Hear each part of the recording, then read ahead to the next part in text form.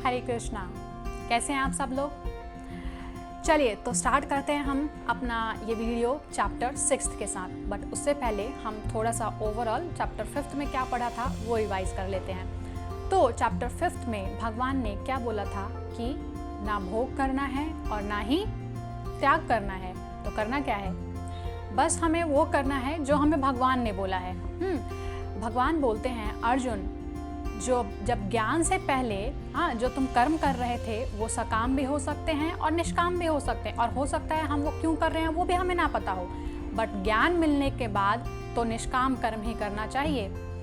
उसके बाद लास्ट के 2 श्लोक 27 और 28 में भगवान अष्टांग योग के बारे में इंट्रोड्यूस कर देते हैं, अष्टांग योग के बारे में बताने लगते हैं, जो कि भगवान ने इस चैप्टर में कंटिन्यू किया है।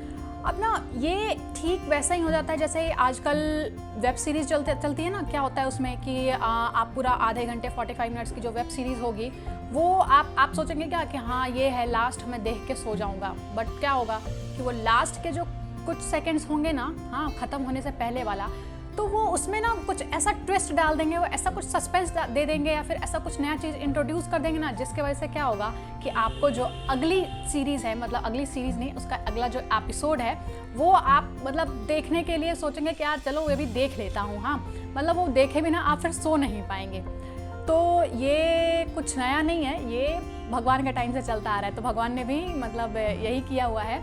क्या है कि भगवान ने हर चैप्टर के एंड में कुछ ना कुछ ऐसा डाल दिया है, कुछ ऐसा नया चीज़ इंट्रोड्यूस किया है जिससे कि हम सोचेंगे कि नेक्स्ट चैप्टर उसके बारे में और जानते हैं, मतलब उस नेक्स्ट चैप्टर में उसमें इसके बारे में और क्या बताया है भगवान ने। मतलब भगवान ने चैप्टर वाइज हर चैप्टर को ना कड़ी वाइज जोड़ दिया है। भगवान पूरा चैप्टर बता देते हैं, फिर अर्जुन को लगता है ठीक है ज्ञान योग से करना है। फिर लास्ट के 2 श्लोक में भगवान, लास्ट के जो श्लोक होंगे उसमें भगवान बोल देंगे कि ज्ञान मिल गया अर्जुन? हाँ मिल गया, तो फिर ठीक है जाओ कर्म करो। अर्जुन सोच रहा है ये क्या हो गया यार, मतलब फिर सस्पेंस छोड़ दिया, अब इसके लिए फिर से नया चैप्टर सुनना पड़ेगा। फिर सोचा चलो कर्म करूँगा, तो फिर अष्टांग योग डाल दिया। अब अष्टांग योग की तरफ जाएंगे तो फिर भक्ति योग डाल देंगे। तो हर चैप्टर के एंड में भगवान सस्पेंस छोड़ के अगली कड़ी जोड़ते जा रहे हैं। तो चलिए अब हम देखते हैं भगवान चैप्टर 6 में क्या बोलते हैं। चैप्टर 6 के 1st and 2nd 2 श्लोक्स में भगवान क्या बोलते हैं? जो पुरुष अपने कर्म फल के प्रति आसक्त है और जो अपने कर्तव्य का पालन करता है वही सन्यासी और असली योगी है। वह नहीं जो ना तो अग्नि जलाता है और ना कर्म करता है। हे पांडुपुत्र, जिसे सन्यास कहते हैं उसे ही तुम योग अर्थात परम ब्रह्म से युक्त होना जानो, क्योंकि इंद्रिय तृप्ति के लिए इच्छा को त्यागे बिना कोई कभी योगी नहीं हो सकता। तो बेसिकली इस 2 श्लोकों में भगवान योगी की कैटेगरी बता रहे हैं, मतलब एक योगी को कैसा होना चाहिए। तो भगवान क्या बोलते हैं कि ऐसा जरूरी नहीं है कि एक को योगी सिर्फ वही हो सकता है जिसने जो सैफरन कलर के जिसने ड्रेस धारण कर लिया, मतलब योगियों वाला जो ड्रेस पहन लिया और जो जाके जंगल वंगल में जाके जो तपस्या वपस्या करने लगा। जरूरी नहीं है कि वो योगी हो, या फिर मतलब भगवान जो कैटेगरी बताते हैं योगी की, ऐसे लोग योगी की कैटेगरी में नहीं आते। भगवान के अकॉर्डिंग भगवान जो बता रहे हैं कि योगी वो है जो मटीरियली अनअटैच्ड हो, उसके मतलब उसके दिल में जो उसका मन है उसके अंदर ना कोई लोभ, किसी चीज़ से कोई अटैचमेंट ना हो। भले ही वो इस सांसारिक लोगों के बीच में रह रहा हो, नॉर्मल हमारे आपके जैसे कपड़े पहन रहा हो, हमारी तरह अपना लाइफ जी रहा हो, ऑफिस जाता हो, अपने जिसका घर परिवार हो, अपनी फैमिली हो, योगी। बट अगर वो मतलब मटीरियली चीज़ों सिर्फ लाइक अपना ड्यूटी निभा रहा है, बट मटीरियली जो चीज़ों से वो अनअटैच्ड है, उसे कोई फर्क नहीं पड़ रहा है, वो यहाँ हो के भी तभी भी वो योगी कहलाता है। योगी होने के लिए सबसे इम्पोर्टेंट क्या है कि आपका जो वैराग्य का भाव क्या है। मतलब अगर ऐसा भी नहीं है कि वैराग्य ले लिया और उसके बाद भी अगर कोई अटैचमेंट रह गया हो या फिर अगर किसी तरह की कोई तृप्ति बच गई हो अगर मन के अंदर, तो ऐसा वैराग्य किसी काम का नहीं है। फिर श्लोक नंबर 3rd और 4th में भगवान क्या बोल रहे हैं? भगवान बोलते हैं अष्टांग योग के 9 साधक के लिए कर्म साधन कहलाता है और योग सिद्ध पुरुष के लिए समस्त भौतिक कार्यकलापों का परित्याग ही साधन कहा जाता है। जब कोई पुरुष समस्त भौतिक इच्छाओं का त्याग करके ना तो इंद्रिय तृप्ति के लिए कार्य करता है और ना सकाम कर्मों में प्रवृत्त होता है तो वह योगारूढ़ कहलाता है। तो यहाँ भगवान अष्टांग योग के बारे में बता रहे हैं। तो पहले तो हम ये जान लेते हैं कि अष्टांग योग है क्या। अष्टांग योग 8 होते हैं, जैसा कि नाम से ही पता चल रहा है। हाँ, कौन कौन से? यम, नियम, आसन, प्राणायाम, प्रत्याहार, धारणा, ध्यान और समाधि। अष्टांग योग को ना 2 कैटेगरी में बांटा है, फर्स्ट स्टेज और सेकेंड स्टेज। मतलब फर्स्ट स्टेज समझ लीजिए प्राइमरी और एडवांस स्टेज। तो फर्स्ट स्टेज में आता है पहले के 5 यानी यम, नियम, आसन, प्राणायाम और प्रत्याहार। और सेकेंड स्टेज जो है वो एडवांस स्टेज है जिसमें आता है धारणा, ध्यान और समाधि। तो क्या है कि जब व्यक्ति अष्टांग योग के फर्स्ट स्टेज पे होता है यानी यम, नियम, आसन, प्राणायाम और प्रत्याहार, तो इस पे व्यक्ति को कर्म नहीं छोड़ता। मतलब व्यक्ति जो है वो अपना कर्म जो है वो साथ साथ करता रहता है। और इसको क्या बोलते हैं? इस स्टेज को बोलते हैं योगारूढ़। पर जब क्या होता है कि व्यक्ति जब अपने इंद्रियों पे कंट्रोल कर लेता है, उसको कोई मतलब इंद्रिय तृप्ति या फिर किसी तरह का कोई इच्छा नहीं बच जाती उसमें, तो वो पहुंच जाता है अष्टांग योग के एडवांस लेवल पे, यानी धारणा, ध्यान और समाधि के लेवल पे। और इस स्टेज पे पहुंच के व्यक्ति जो है वो अपना कर्म जो है वो त्याग सकता है। मतलब अब उसको कर्म करने की जरूरत नहीं है, वो कर्म को छोड़ सकता है। इस स्टेज को बोलते हैं योगारूढ़। तो चलिए फिर देखते हैं कि आगे के 5th और 6th श्लोक में भगवान क्या बोलते हैं। भगवान बोलते हैं, मनुष्य को चाहिए कि अपने मन की सहायता से अपना उद्धार करे और अपने को नीचे ना गिरने दे। यह मन बद्ध जीव का मित्र भी है और शत्रु भी। जिसने मन को जीत लिया है उसके लिए मन सर्वश्रेष्ठ मित्र है, किंतु जो ऐसा नहीं कर पाया उसके लिए मन सबसे बड़ा शत्रु बना रहेगा। तो भगवान हमें इन 2 श्लोक्स में basically art of mind control के बारे में बता रहे हैं। भगवान बोलते हैं कि इसके लिए हमें क्या करना है? इसके लिए हमें अपने इंद्रियों पे कंट्रोल करना है। हाँ, मतलब भौतिक चीज़ों से, मटीरियलिस्टिक जो चीज़ें हैं उससे। आई नो कि ये बहुत मुश्किल है, बट इम्पॉसिबल भी नहीं है, प्रैक्टिस से सब होगा। आगे हमें भगवान बताएंगे कि हमें कैसे करना है।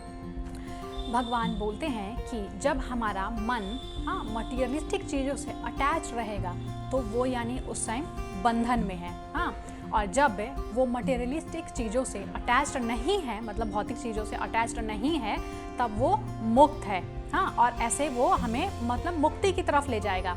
अब क्या है, जैसे मैं सिंपल करती हूँ, जैसे अब आपका मन जो है वो आपके कंट्रोल में है या फिर आप अपने मन के कंट्रोल में हो। ठीक है, अगर आप अपने मन की सुनते हो यानी कि आप अपने मन के कंट्रोल में हो, तो ऐसे करने से यानी कि आपका जो मन है वो आपका सबसे बड़ा एनिमी यानी शत्रु है।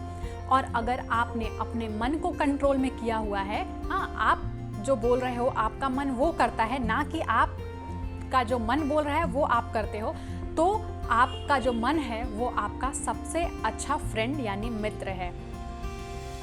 और ये अष्टांग योग हमें हमारे मन को कंट्रोल में करने के लिए ही है। बट प्रभुपाद जी क्या बताते हैं? प्रभुपाद जी बोल रहे हैं कि देखिए, आप अष्टांग योग फॉलो करोगे, इतने सारे लेवल हैं, उसको सबको फॉलो करोगे, आप कितना टाइम लग जाएगा, पता नहीं कितने जन्म लग जाएंगे, तभी भी कोई गारंटी नहीं है कि हम प्रॉपर हमसे मतलब हो पाएगा भी या नहीं हो पाएगा। तो इसका इस सब में फॉलो करने से सबसे ज़्यादा आसान क्या है?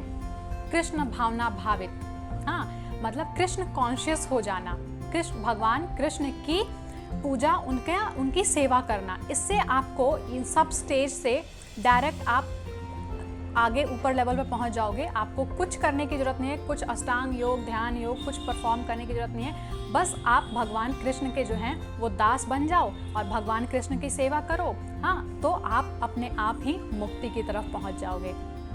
हमारी सारी प्रॉब्लम्स का जड़ ना हमारा ये मन है। हाँ, बट अब ऐसा तो है नहीं कि आप डॉक्टर के पास जाके बोलो कि डॉक्टर ये मेरा मन जो है ना वो बहुत प्रॉब्लम क्रिएट कर रहा है, तो एक काम करो ऑपरेशन करके इसे निकाल दो। ऐसा तो होने वाला है नहीं।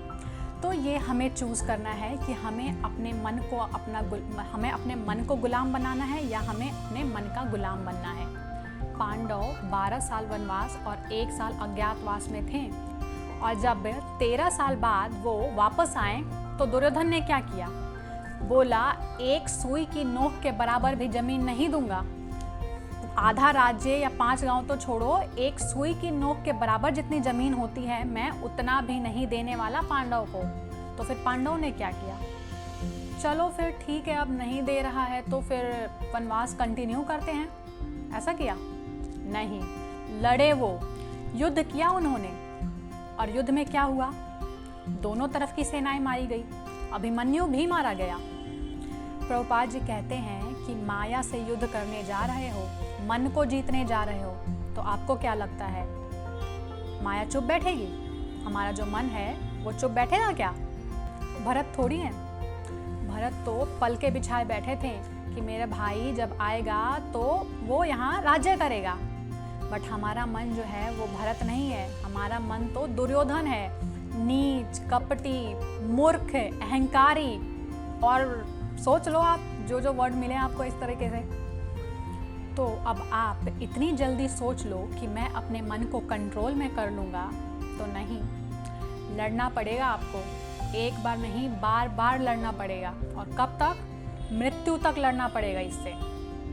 इसलिए ही भगवान कहते हैं कि जिसने अपने मन को जीत लिया उसके लिए उसका मन सबसे बड़ा मित्र है, और जो ऐसा नहीं कर सका उसके लिए उसका मन सबसे बड़ा शत्रु है। सब जो है वो माइंड का गेम है। हाँ, तो माइंड पे कंट्रोल करने की हमें प्रैक्टिस करते रहना है, उस छोटे बच्चे की तरह जो चलना सीख रहा होता है। चलना सीखते टाइम वो कितनी बार गिरता है, बट क्या करता है, वो फिर से उठता है और फिर से प्रयास करता है, फिर से कोशिश करता है, और ऐसा करते करते वो एक दिन चलना सीख जाता है। तो हमें भी ऐसे ही, हम चाहे कितनी बार भी अपने मन से हार जाएं, कितनी बार भी हमें हमारा मन हरा दे, बट हमें क्या करना है? हमें हार नहीं मानना है, हमें बार बार प्रयास करना है। जब तक प्रयास करना है, जब तक हम अपने मन को अपने वश में ना कर लें, जब तक हम अपने मन को हरा नहीं देते, तब तक हमें ये प्रयास करते रहना है। हम होंगे कामयाब एक दिन, पढ़ा है ना बचपन में। तो बस हमें भी यही आशा जो है वो नहीं छोड़नी और प्रयास करते रहना है। फिर आगे के श्लोक नंबर 7, 8 और 9 में भगवान क्या बोल रहे हैं? भगवान बोलते हैं, जिसने मन को जीत लिया है उसने पहले ही परमात्मा को प्राप्त कर लिया है, क्योंकि उसने शांति प्राप्त कर ली है। ऐसे पुरुष के लिए सुख दुख, सर्दी गर्मी एवं मान अपमान एक से हैं। वह व्यक्ति आत्म साक्षात्कार को प्राप्त तथा योगी कहलाता है, जो अपने अर्जित ज्ञान तथा अनुभूति से पूर्णतया संतुष्ट रहता है। ऐसा व्यक्ति अध्यात्म को प्राप्त तथा जितेंद्रिय कहलाता है। वह सभी वस्तुओं को, चाहे वे कंकड़ हो, पत्थर हो या कि सोना, एक समान देखता है। जब मनुष्य निष्कपट है, हितैषियों, प्रिय मित्रों, तटस्थों, मध्यस्थयों, ईर्ष्यालुओं, शत्रुओं तथा मित्रों, पुण्यात्माओं एवं पापियों को समान भाव से देखता है, तो वह और भी उन्नत माना जाता है। इन 3 श्लोक्स में भगवान ने योगा रूढ़ के स्टेज पे जो लोग हैं, मतलब जो अष्टांग योग का एडवांस वाला लेवल है, हाँ, उस लेवल पे जो लोग हैं उनके गुण बताए हैं। ऐसे व्यक्ति को सुख दुख, मान अपमान, सर्दी गर्मी, इन सब से कोई फर्क नहीं पड़ता। उनके लिए कंकड़, पत्थर या सोना सब एक समान है। ऐसे व्यक्ति मित्र, शत्रु, ईर्ष्या, पाप, पुण्य सबको जो है वो समान भाव से देखते हैं। तो इस वीडियो में हमने चैप्टर 6 के 9 श्लोक्स कवर किए हैं। आगे के श्लोक्स हम नेक्स्ट वीडियोस में कवर करेंगे। Thank you for watching. और अगर आप लोग चाहते हैं कि मैं इसी तरह से भगवान का दिया हुआ ज्ञान आप लोगों तक पहुंचाती रहूं, तो please hit the like button, channel को सब्सक्राइब करें और शेयर करना बिल्कुल ना भूलें। हरे कृष्णा।